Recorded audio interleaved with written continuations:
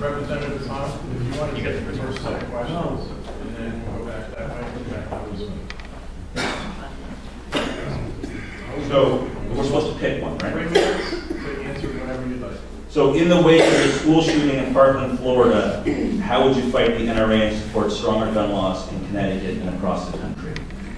So over 12 years on the Judiciary Committee, there's nothing I've worked on more in terms of my total time in legislature than fighting the NRA and helping to write the strongest gun laws, I think, in the nation. I started out as a freshman writing the Lost and Stolen Firearms Bill, which had failed in 3 previous sessions, to fight straw sellers and gun traffickers. I was part of the team that unfortunately was called to action on the Judiciary Committee to write the laws after the Sandy Hook tragedy. And I worked with Mary Jackson, sorry. I always think of Lori. I worked with Mary Jackson, who lost her daughter, Lori, to gun violence in Oxford, Connecticut, to pass what we know as Lori Jackson's law, or the domestic violence gun law, to take guns out of the hands of domestic abusers. This year, I just announced with Mayor Hart in New Haven that the Judiciary Committee will introduce legislation we already have to ban bump stocks and ghost guns here in Connecticut. I think that legislation has a very good chance in the legislature. President Trump yesterday, in a half-hearted gesture, said that he would support regulations put out by the Justice Department to curtail bump stocks. I don't think that goes far enough. And so I think we have to ban them here in Connecticut. I think in the future we have to go further. We have open carry here in Connecticut. You can walk into Starbucks or Panera Bread in downtown Glastonbury with a pistol on your head. And if you're asked by police officers to show your permit, which you must carry under law, you don't have to show it. And with a tied Senate and a very close House, we're unable to move legislation to fight those risks. And so as we move forward, we've got to address those issues. We've seen bills in our legislature that ask us to recognize gun permits from other states. This sounds a lot like the concealed carry law that the House of Representatives in Washington wants to pass, so that we have to honor what South Carolina and Texas and Mississippi consider to be the requirements for gun ownership and gun possession. What happened to states' rights? What about our right to have the strongest gun laws and requirements in the country? So this is a critical issue for all of us here in Connecticut, and I'm sad to say that after Parkland, after Kentucky, after Sandy Hook, it's starting to feel like we're becoming a little bit numb to this issue. But it's imperative that we stand up and fight the NRA and continue that fight here in Connecticut. And I think that attorneys general have a powerful role to play in that process.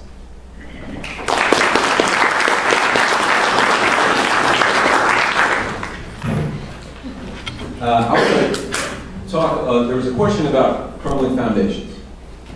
And in Glastonbury, I don't think there have been any reports of Pyrrhotite defective foundations, but in Manchester there certainly have, and in South Windsor there certainly have. And all throughout Eastern Connecticut, we are facing an impending fiscal calamity in towns because of this.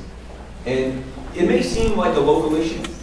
This is one of the first things I started talking about, because we're too small of a state to let one region basically collapse due to what is corporate negligence by the quarry owner, by the foundation installer, and I'm going to be candid with you, negligence by our own government when it came to detecting what was happening. So let me just give you a summary of why this issue really matters.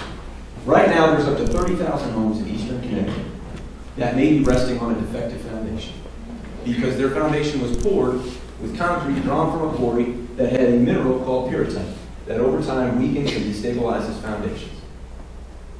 The first complaint from a homeowner in Eastern Connecticut was in the early 2000s.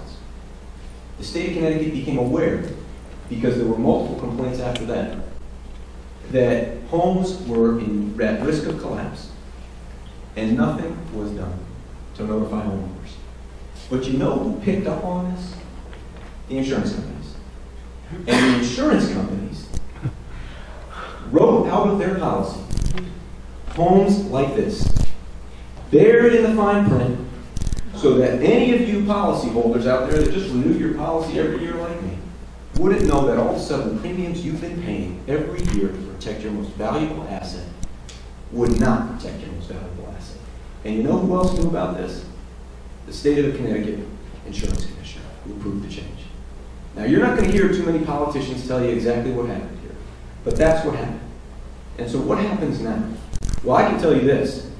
As your Attorney General, I will reopen that investigation into the insurance practices that led to this.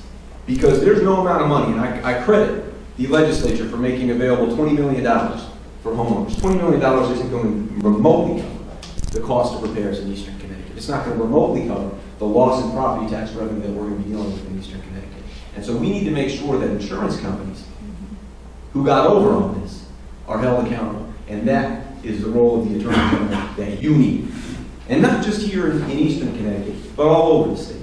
And you're going to want an Attorney General who can go into court and stare down these insurance companies and these big banks like I've done and win. That's what we need. Thanks very much.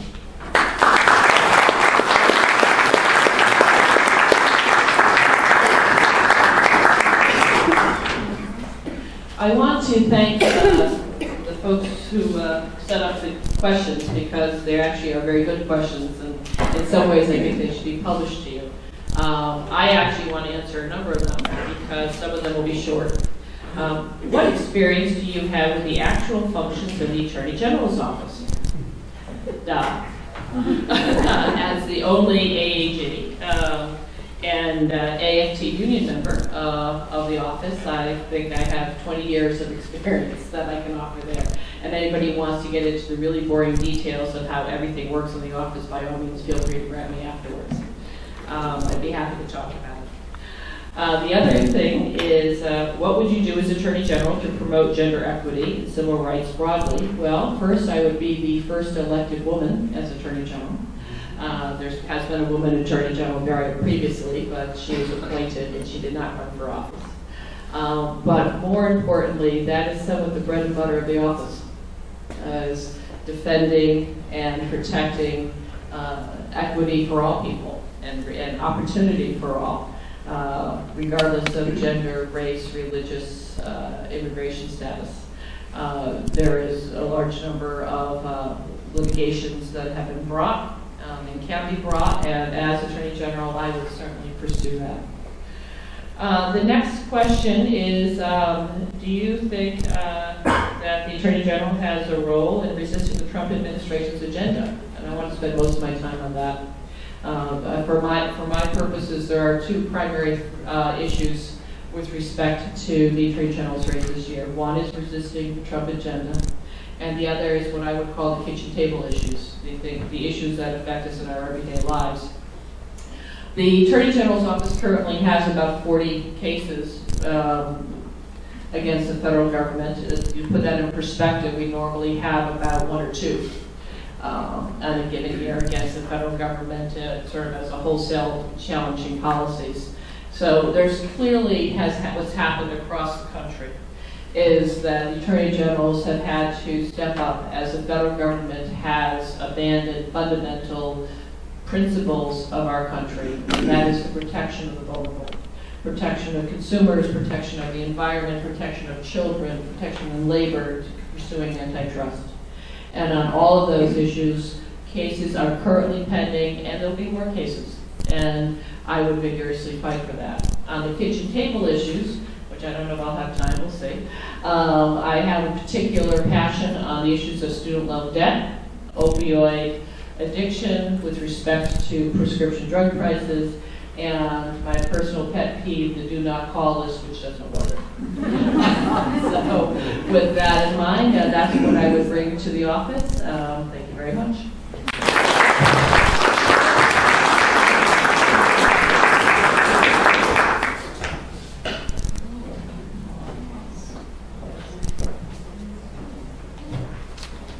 All of these glasses. I want to try to answer 3 questions in 3 minutes.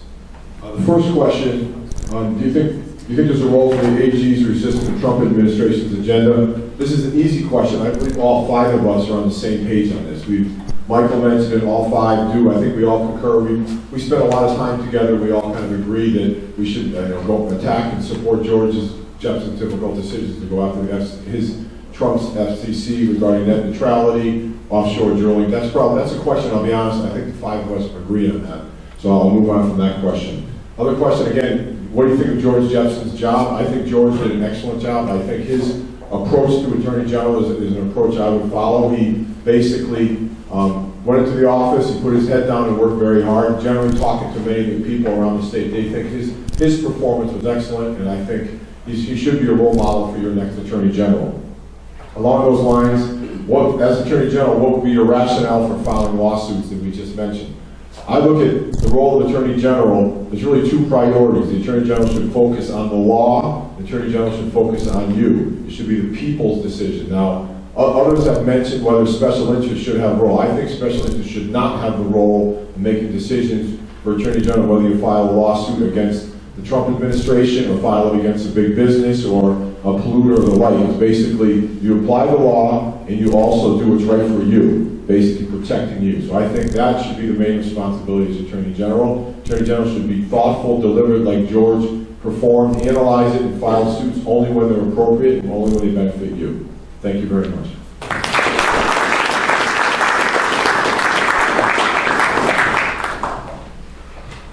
We'll rotate around and want to give you the second opportunity when you're done with the first. So back to back.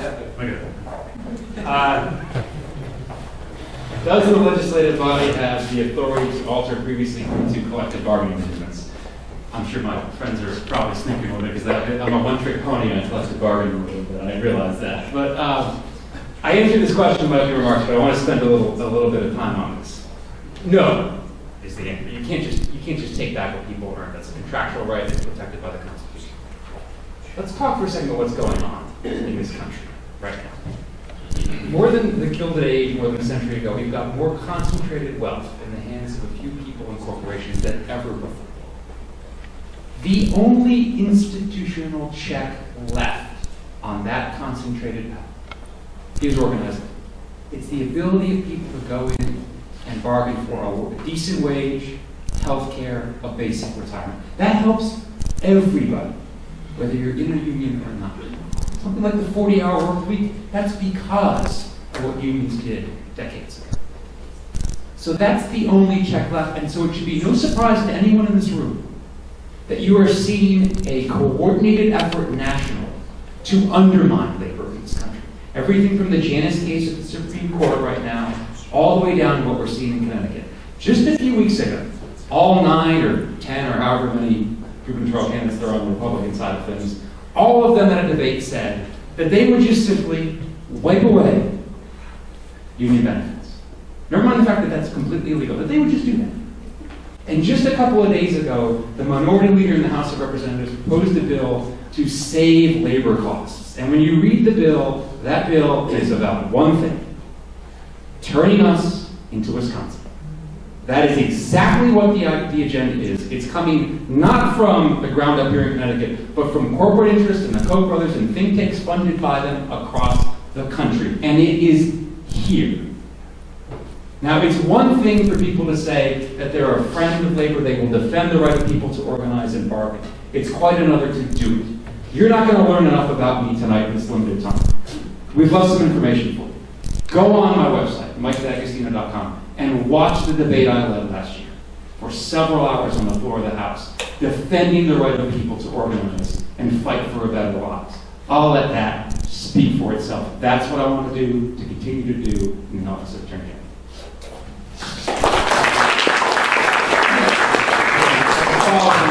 So another question you asked is it important for people to have legislative or elected experience? I would tell you, with all due respect to some of the other candidates, that it is critical. And I touched on this in my opening remarks, and I want to explain why. Let's pull back the curtain on the legislature a little bit. All right? Here's what happens a lot of the time. There's plenty of legislators out there who are afraid of their own habits, who don't want to vote on certain issues. So when they don't want to vote on anything, they'll ask the Attorney General for an opinion, because just about every critical policy question facing us hinges on a legal issue.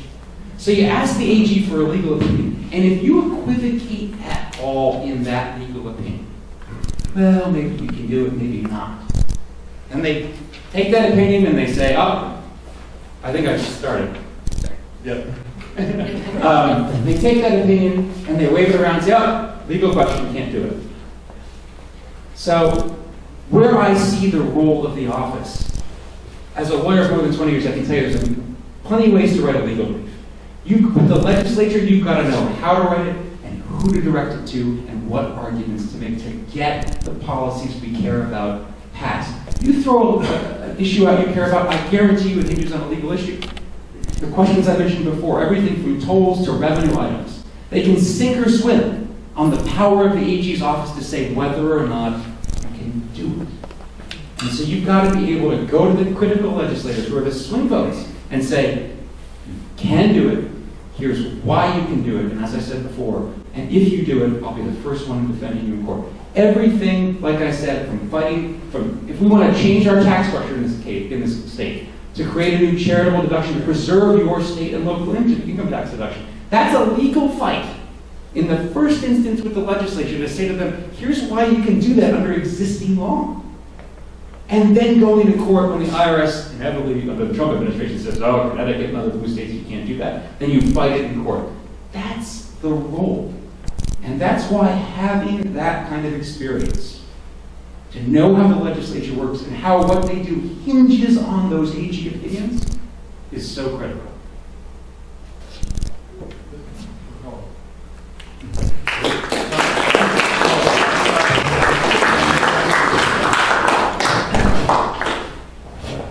Clarification, we answer another question, I'm not sure. Yes, 3 minutes.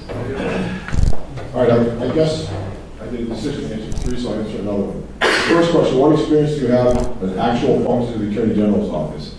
I am not an employee of the Attorney General's office. I would kind of answer that by saying, I have real world experience. I think it's important, I've said it earlier, in terms of being a lawyer in the real world, we deal with people. I think to bring in my experience from the real practice of law, also bringing my experience as a legislator, I think will enable me, if I'm successful, to pursue my interest here with the Attorney General. I would be able to do the job efficiently. Now, the next Attorney General, whoever wins this office, basically would be the supervisor of the 200 attorneys there.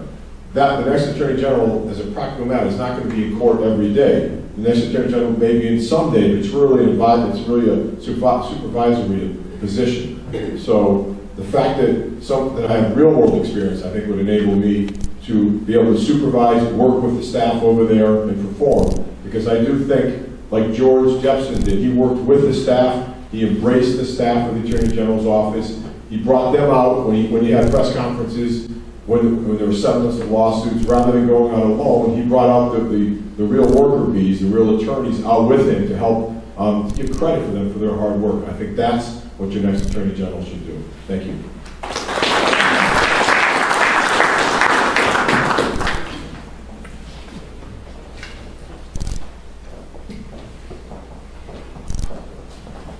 I'm going to follow up on that question, which was that, here we go.